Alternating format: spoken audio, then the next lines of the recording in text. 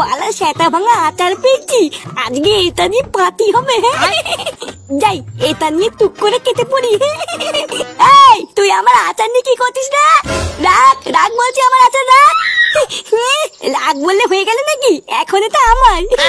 একবার যখন আমি এটা হাতে তুলে নিয়েছি, এখন থেকে এটা আমার সম্পত্তি। এই তুই কি বললি? শালা ওলা ওটা রাখ, ওটা রাখ। এই বেলু, এই কই গেলি রে? এই দেখ ফুটো চা আমার আচার চুরি করে নিয়ে যাচ্ছে। না বলা, লোক ডাকার আগে ভালো ভালো কেটে পড়ি। আজকে ছেলে আমার আচার দিয়ে যা। দাঁড়া, তোর বাড়ি গিয়ে বলছি রে ওলা উঠো।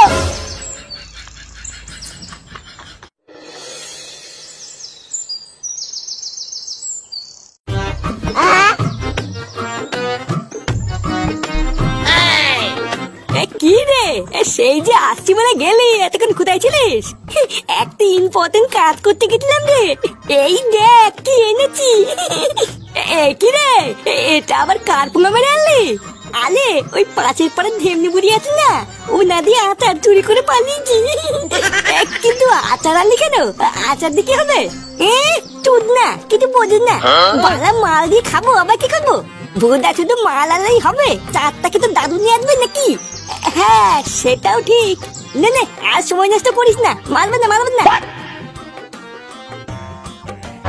নান্টু, নান্টু কই রে? নান্টু বেড়া বলছি, বেড়া। আরে কি গো, ওই ঢেমনি মাসি হঠাৎ আমার বাড়িতে? এ তোর ওলা উঠো নাতি কোথায় রে? ডাক ওকে ডাক। শালা আমার উঠোন থেকে আচারের বয়াম নিয়ে পালিয়েছে, আমি ওকে ছাড়বো না। কি বলছি কি মাসি, ফাটা তোমার আচারের বয়াম নিয়ে পালিয়েছে? হ্যাঁ তা নাই থেকে আমি তোর বাড়ি বয়ে এসে চোদনামি করছে। ডাক তো নাতিকে ডাক। কতদিন ধরে আমি আচারগুলোকে কত সাবধানে রাখছি, রোজ রোদে দিচ্ছি। আরে ওলা উঠো আজকে এসে নিয়ে গেল। কি রে বিলু, তুই দাঁড়িয়ে আছিস কেন বল? হ্যাঁ গো, বাড়ির উঠোন থেকে আচারের বয়াম নিয়ে পালিয়ে গেছে। আমি তো পিছন পিছন দৌড়ে ধরতেও গেছিলাম, কিন্তু লুঙ্গিটা বাড়িতে পড়ে গেছিলাম আর ধরতে পারি নাই। শুনলি তো নাতি কি করছে? মাসি তুমি চাপ নিও না, ফাটা বাড়িতে আসলে আমি কান ধরে তোমার কাছে নিয়ে যাবো, তারপর না হয় তুমি যা খুশি করো। কিন্তু এখন চিলিও না মাসি, পাড়ার লোক জড়ো হয়ে যাবে তো। তোর নাতি যদি আমার আচারের বয়াম ফেরত না দেয়, আমি কি করি দেখিস।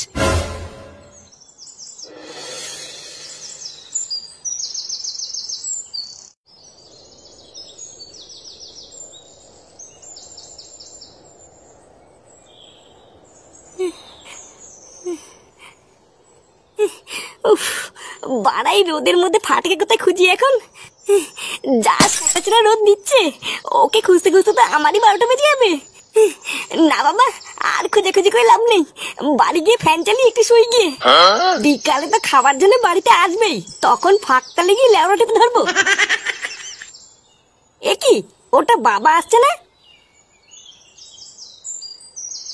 কি বাবা, তুমি কোথায় যাচ্ছ? আর বলিস না, তাড়াতাড়ি আমার সাথে চল, একটা কেলেঙ্কারি হয়ে গেছে। কেলেঙ্কারি হয়ে গেছে মানে কি হয়েছে?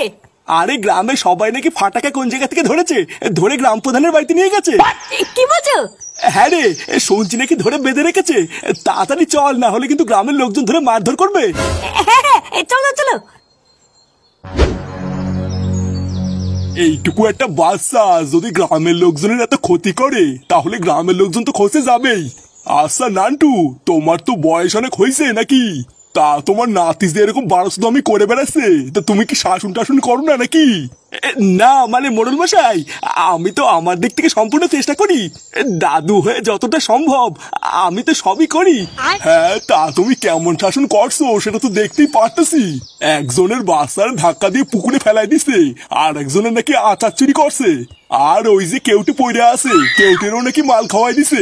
কেউটের জ্ঞান ফিরতেছে না বলে কেউটের মাও সেই থেকে কাঁদতেছে। তা হইলে বলো নান্টু, এটাই হইলো কি তোমার শাসন, তাই না? আর এই যে ফুটো, তা তুমি কেমন বাপ হইছো? তা এইটুকু বয়সে তোমার ছেলেদেরকে তুমি এইসব শিখাও? দেখুন বাড়া, আমি কেন এইসব শিখাতে যাবো? আমাকে খেয়ে দেখুন কাজ নেই নাকি? দিন রাত এত চোদন দেই, তাও ওর কোনো শিক্ষাই হয় না, তা আমি কি করবো? আর আজকে তো পুরো পাড়ার সামনে আমার মান সম্মান সব ডুবিয়ে দিল। একবার এখান থেকে বেরোক না, তারপরে আমিও দেখছি ওর কি করতে হয়। না না ফুটো, আমি কিন্তু এই লাস্ট ওয়ার্নিং দিতেছি। তুমি তোমার ছেলেরা কি করবা কি না করবা আমি জানি না, কিন্তু তোমার ছেলের নামে যদি পরের বার আর কোনো নালিশ আসে, তাহলে কিন্তু আমি তোমাদের সবাইরই গ্রাম ছাড়া করবোই বলে দিলাম। আপনি কোনো চাপ নেবেন না, ফাটার নামে আজকের পর থেকে আর কোনো নালিশই আসবে না। আজ ওর আমি এমন ভাঙবো ও নোটটা পারলে তো লোকেশন আলিশ করবে।